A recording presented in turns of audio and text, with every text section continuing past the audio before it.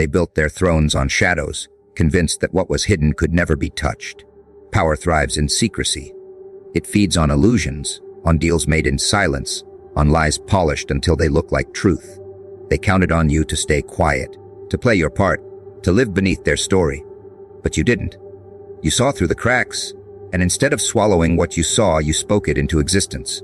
That moment tore the veil. That moment sent shockwaves into their calm. And now, those powerful figures who once stood like statues are trembling.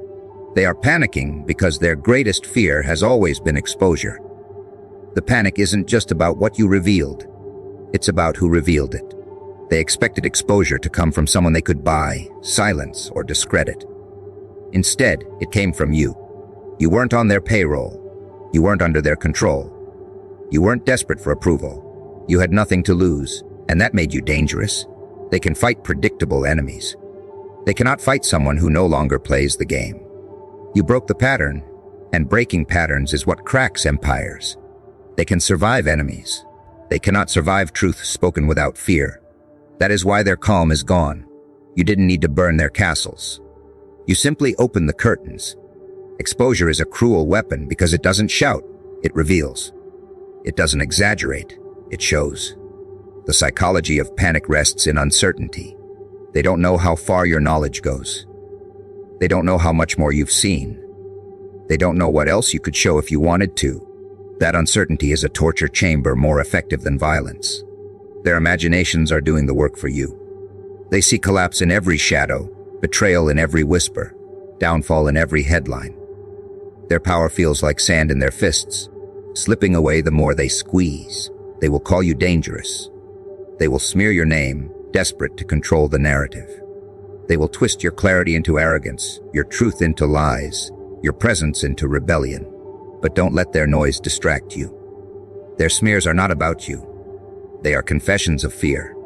When the powerful panic, they expose themselves with their own actions. The louder they try to discredit you, the more people begin to wonder why. The more desperate their defenses, the more obvious their weakness. You don't need to fight back.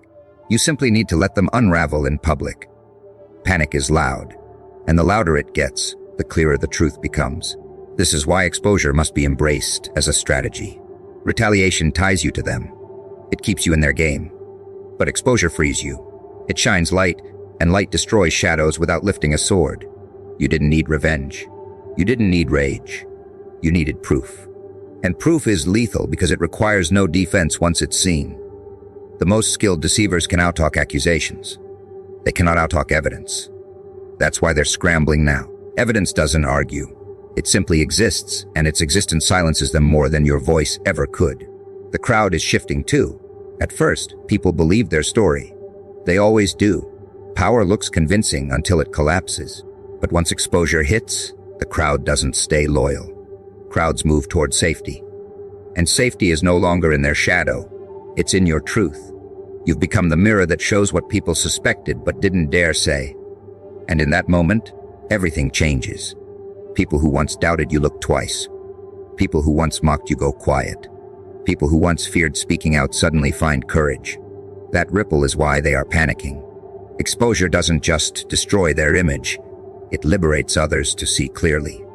You must understand what makes you lethal in this moment. It's not just that you revealed something. It's that you survived what they tried to bury you under. They assumed lies would break you, silence would suffocate you, pressure would bend you. But you didn't break. You endured, and in enduring you found clarity. That clarity is more frightening than any weapon. Because clarity means you cannot be manipulated anymore. Clarity means their tactics no longer land.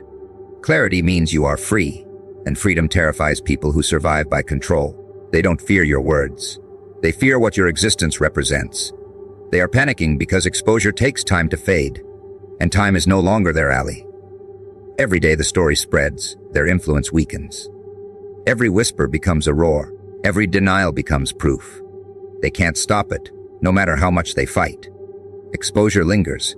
It plants doubt in people's minds, and doubt corrodes power from the inside. They thought they could control the stage forever, but the audience now sees the wires. And once the wires are visible, the illusion can never be believed again. That is the death of their power. not in one strike, but in the slow collapse of credibility. You don't need to fear their panic. Their collapse is not your problem. It is their consequence. You only need to keep walking, keep building, keep holding the line of truth that made them tremble. The temptation will be to gloat, to waste energy proving yourself further. Resist it. Let the evidence breathe. Let their panic be their punishment. Because nothing is more painful to the powerful than realizing control is gone, and the people they once ruled now see them as ordinary, exposed, small. That humiliation is sharper than any blade. They thought wealth could shield them. They believed influence was armor thick enough to make them untouchable. For years, money bought silence, and connections buried stories before they reached the surface. They built empires on secrets, confident that no truth could outlive their reach. But exposure laughs at wealth. Exposure sneers at influence. When the curtain is pulled back and the world sees what they fought to hide, no amount of gold can buy back credibility. They can deny, they can twist, they can threaten, but once the truth is revealed, it spreads like wildfire. Exposure is the one weapon their empire cannot purchase, the one enemy their connections cannot bury. It breaks through boardrooms, courtrooms, and dinner tables, reminding them that all their power was only ever rented. You saw how they panicked when exposure touched them. At first, they tried to downplay it. They called it exaggeration. They whispered that people misunderstood, but exposure doesn't fade with spin. It grows louder. Evidence does not tremble at words. And soon, their denial looked weaker than silence. They thought burying it under distractions would work. They tried creating noise, pointing fingers elsewhere, even manufacturing new scandals to hide the old one. But exposure has a strange strength. It waits. It doesn't need to shout constantly. It lingers in the mind, repeating itself every time their name is spoken. They cannot bury what everyone already saw. They cannot erase what already changed perception. That's why exposure is feared. It lingers longer than their lies ever could. Money silences individuals. Exposure awakens crowds. That is the difference. You can buy off one person. You can bribe a handful. But you cannot buy the collective memory of people who witnessed the truth. Exposure plants seeds in the minds of the many, and those seeds grow even when silence is forced. They can sue, they can censor, they can intimidate. But the moment the truth is known, it escapes control. And that escape terrifies them, because their entire survival depends on hiding behind shadows. When shadows disappear, so does their strength. Exposure doesn't just wound them, it redefines them. Once seen as untouchable, they are now seen as fraudulent. And reputations, once shattered, cannot be repurchased. You must see how exposure changes the balance of power. Before it, they were feared. After it, they are mocked. Before it, their voice carried weight. After it, their voice drips with suspicion. People may still obey them out of habit, but deep down, the respect is gone. And respect cannot be bought once lost. That is why exposure is more lethal than any rebellion. A rebellion they can crush with soldiers, with lawyers, with threats. Exposure they cannot touch. Exposure fights without armies. It requires no weapon but truth. And once truth is spoken with evidence, the corrupt have no currency left. They are left naked in front of the very people they once controlled. That nakedness is unbearable. Watch how they unravel when exposure takes root. Their public smiles turn tight. Their words lose rhythm. Their eyes shift, no longer steady but darting, always searching for cracks. They begin over-explaining. They become defensive in moments where silence would have been wiser. They grow paranoid, seeing enemies where none exist. Because exposure doesn't just damage their reputation externally, it corrodes them internally. They live in fear that more will surface, that deeper layers will be revealed. They sleep lightly, dream heavily, and wake to the sound of truth marching closer. This paranoia is the real punishment. Not the headlines, not the gossip, but the constant reminder that truth is alive and waiting for its moment. The corrupt hate exposure because it doesn't require revenge. You didn't need to lift a hand to destroy them. You simply had to let their own actions reach daylight. That is why they fear you now. Not because you shouted, but because you revealed. Not because you fought, but because you endured. They can win against rage. They can manipulate emotion. But they cannot outlast patience. They cannot fight someone who knows how to wait until the truth speaks for itself. Exposure is patient, but when it arrives, it leaves scars deeper than battle ever could. Remember, every system of corruption depends on silence. They punish whistleblowers. They bribe witnesses. They threaten anyone who dares to speak. But exposure turns silence into noise. Once one voice speaks, another joins. Then another. And suddenly, the walls they built to bury truth collapse under the weight of collective courage. That is the ripple effect of exposure. It multiplies. Lies need constant upkeep. Truth requires no maintenance. Once seen, it cannot be unseen. Once known, it cannot be unknown. That is why exposure always wins in the long run. The corrupt can only delay it. They can never erase it. You must also recognize that exposure works as a mirror. It doesn't just reveal them. It reveals those who protected them, those who stayed quiet, those who enabled the corruption for personal gain. Exposure burns wider than the original target. It scorches entire networks, entire groups that thought themselves invisible. That is why they scramble so violently against it. Because it doesn't just threaten one name, it threatens the web. And when the web unravels, everyone tangled in it feels the sting. You don't just expose a person, you expose a system. And systems fall harder than individuals. Do not mistake their anger for strength, their rage, their panic, their attempts to smear you. All of it is weakness wearing a mask. If they were truly untouchable, exposure would not bother them. But it does. It gnaws at them because they know the truth is the only thing they cannot kill. They can exile you, but they cannot exile evidence. They can silence your voice, but they cannot silence proof. They can smear your character, but they cannot smear reality. Exposure always returns, no matter how many walls they build. And every time it returns, it strikes harder. A lie always feels light in the beginning. They speak it casually, as if it were nothing more than air leaving their lips. They believe it will dissolve quickly, leaving no trace. But lies never vanish. They coil. They linger. They wrap themselves around the liar's own neck, invisible at first, then slowly tightening with time. Every retelling pulls the knot tighter. Every denial adds weight to the rope. They may smile as if nothing touches them, but deep down, the pressure is already there. The more they weave, the closer they pull themselves toward suffocation. A lie doesn't need your revenge. It will choke them on its own schedule. The danger of a lie is that it demands companions. A single lie rarely walks alone. It drags another with it, then another, until the liar is juggling a chain they cannot control.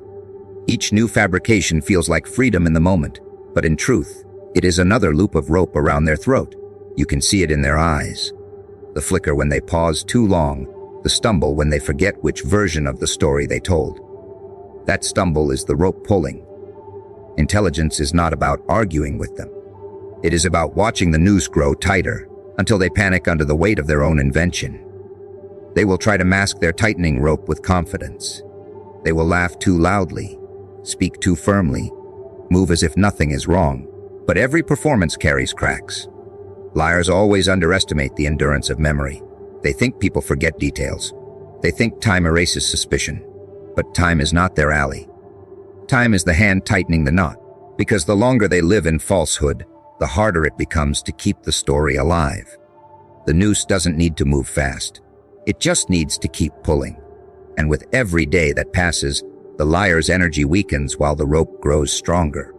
You've seen this before. The moment when they begin slipping, when they contradict themselves, when their excuses shift shapes too quickly.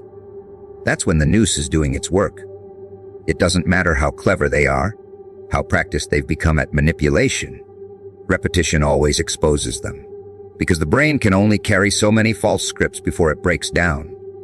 They can't keep track of all the lies. They can't remember every detail. And when the details betray them, the noose pulls hard. The very words they once used to escape now become the trap that strangles them. The psychology of lying is cruel. It feels like power in the moment, but it breeds paranoia. Liars live with constant fear. Fear of being caught, fear of slipping, fear of forgetting. They check their surroundings twice, analyze faces for suspicion, rehearse their words endlessly. That is not freedom. That is imprisonment. Their own mind becomes the prison guard, always reminding them of the rope they wear. And while you may have felt the sting of their deception, understand this: the liar suffers longer. The lie that gave them a moment of advantage now takes years off their soul. The noose spares no one. Exposure is inevitable. It may come in whispers, in documents, in slips of the tongue. But when it arrives, the tightening becomes unbearable. They cannot breathe under the pressure of their own creation. You don't have to rush exposure. You don't have to demand it. Lies collapse by design. They are unstable foundations, always destined to crumble. That's why you don't need to waste your strength fighting every false word. Let them speak. Let them add rope to their own throat. Because in time, their collapse will be louder than anything you could have orchestrated. You must not envy the liar. Their short-lived victories look sweet from the outside, but they are poison. Every triumph they gain through deception turns to ash in their mouth because it comes with weight. Real success frees you. Lies enslave you, and the liar knows it. They may smile in public, but behind their eyes is a constant calculation, a frantic need to hold the rope loose. But ropes never loosen for long. Gravity pulls, pressure builds, and the day will come when even they cannot untangle themselves. By then, their fall is irreversible. Think of how the crowd reacts when the lie finally collapses. At first, many believed them. At first, you felt alone under the weight of their falsehood. But exposure changes everything. The crowd does not forgive liars. They don't just lose credibility, they lose dignity. People whisper, point, laugh. The rope doesn't only choke their voice, it strangles their reputation. And a reputation once broken is almost impossible to rebuild. They are marked, remembered, mocked. The noose is not just around their neck. It hangs in the memory of everyone who watched them fall. The greatest revenge you can wield is patience. Let the rope do its work. Don't waste yourself trying to untie it for them. Don't waste yourself begging others to see it early. They will see, they always do. Because every lie requires witnesses, and witnesses never forget the cracks. They may pretend for a while, but the image stays. And when the moment comes, when the liar finally stumbles, the world connects the dots. The rope tightens publicly. Their collapse becomes the lesson others repeat. And you, who endured quietly, rise untouched by the dust of their downfall. They worked tirelessly to convince you that nothing was wrong. They silenced whispers, laughed off suspicions, and forced you to second-guess your own instincts. They called it imagination, paranoia, or overthinking. Their power thrived in that denial, because as long as the truth stayed nameless, it stayed powerless. But you dared to do what they feared most. You gave the invisible a name. You spoke aloud what they had spent years hiding in shadows. That act alone was rebellion. Not a rebellion with fire and chaos, but a rebellion with words sharp enough to cut illusions in half. By naming what they demanded you ignore, you destroyed the veil they thought would protect them forever. Once you spoke it, everything changed. The room shifted. Silence broke. Eyes widened. Because people always sense when something is off, but they rarely have the courage to articulate it. That hesitation is how corruption survives. They depend on your silence, on your inability to frame what you feel into language. But you shattered that. You didn't invent evidence, you revealed it. You didn't conjure ghosts. You pointed to the chains everyone already saw but refused to acknowledge. And in that moment, you exposed the game. Naming the invisible turned confusion into clarity, and clarity is lethal to manipulators. They cannot thrive in clarity. Your rebellion is dangerous because it is simple. You didn't need armies or riots. You needed truth spoken plainly. That simplicity terrifies them more than anything. Because once something is named, it cannot be unseen. Once something is labeled, it cannot return to shadows. The invisible becomes undeniable. Their tricks, their manipulations, their lies, suddenly all of it looks obvious. The brilliance of your rebellion is that it spread without effort. People who heard you now see it too. And once they see, they can never return to blindness. You infected them with awareness, and awareness is contagious. That is how empires crumble, not with explosions, but with words too sharp to silence. The psychology of denial is predictable. People cling to comfort even if it means ignoring the obvious. They will walk past chains and pretend they are decorations. They will hear screams and call them echoes. They will see injustice and call it balance. But when someone dares to name it, the lie collapses. Suddenly, everyone feels the weight they were pretending not to carry. The powerful know this. That's why they insist on silence. That's why they demonize those who speak. They brand you rebellious, dangerous, arrogant. But all you did was name what they swore was invisible. And that act alone shattered their control. They scramble now because exposure spreads faster than secrecy. They can't contain a word once it leaves your mouth. They can't erase awareness once it enters another mind. Their panic reveals the truth. They depended on invisibility more than anything else. Their systems, their reputations, their illusions of power all depended on silence. You broke the silence with a single word. You proved rebellion doesn't always roar. It sometimes whispers. And that whisper echoes louder than any speech. Because once the invisible has a name, even the timid cannot pretend not to see it. You turned silence into sight. And sight cannot be bought or buried. Think of the chains you've broken for yourself. Before naming it, you too felt trapped by uncertainty. You doubted yourself. You wondered if you were wrong, if maybe you were imagining what you felt. But the moment you named it, the fog cleared. Naming the invisible is not just rebellion against them. It is liberation for you. You regained your sanity. You reclaimed your clarity. You proved to yourself that your perception was real, that your instincts were right, that your voice was powerful enough to rewrite the narrative. They wanted you doubting forever. You chose to see instead. That choice alone set you free. Every manipulator fears language. They can handle suspicion. They can handle emotions. But words pin them down. Words transform shadows into objects. And once the shadow is named, others can attack it, analyze it, dismantle it. That's why they fought so hard to stop you from speaking. They knew naming the invisible would start a chain reaction.